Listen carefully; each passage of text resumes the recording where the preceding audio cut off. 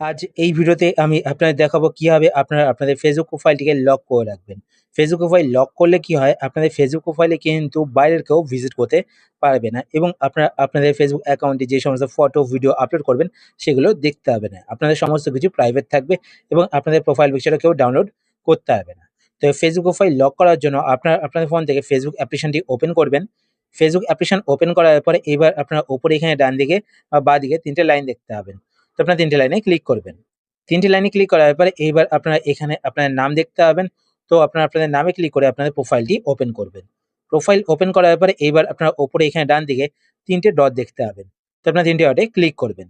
৩ ডটে ক্লিক করার পরে এইবার আপনারা এখানে একটি অপশন দেখতে পাবেন লক প্রোফাইল। তো দেখুন এখানে কিন্তু লক প্রোফাইল অপশনটি শো করছে না। যদি আপনাদেরও শো না করে তাহলে আপনারা বুঝে নেবেন আপনাদের ফেসবুক অ্যাকাউন্টে প্রফেশনাল মোড অন করা রয়েছে। তো আপনাদের প্রফেশনাল মোডটিকে অফ করতে হবে। তো তার জন্য আপনারা নিচে এখানে দেখতে পাবেন টার্ন অফ প্রফেশনাল মোড। তো আপনারা এই অপশনটিতে ক্লিক করবেন। এই অপশনে ক্লিক করার পরে এবার আপনারা নিচে এখানে কন্টিনিউতে ক্লিক করবেন।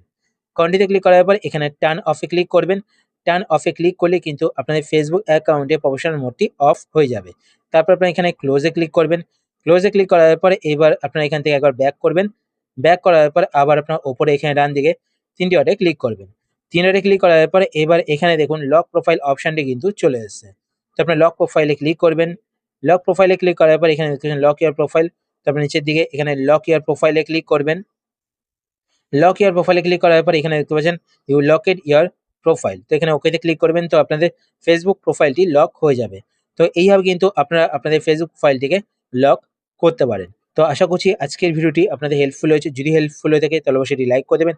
আর আপনারা যদি এই চ্যানেলে নতুন হয়ে থাকেন তো চ্যানেলটিকে সাবস্ক্রাইব করে পাশে বেল আইকনটিকে অল করে রাখবেন এরকম নতুন ইন্টারেস্টিং ভিডিও নোটিফিকেশন পেতে। তো আজকের মতো এই পর্যন্তই। আবার দেখা হবে আপনার সাথে নতুন একটি ভিডিওতে। তো টাটা, সবাই ভালো থাকবেন।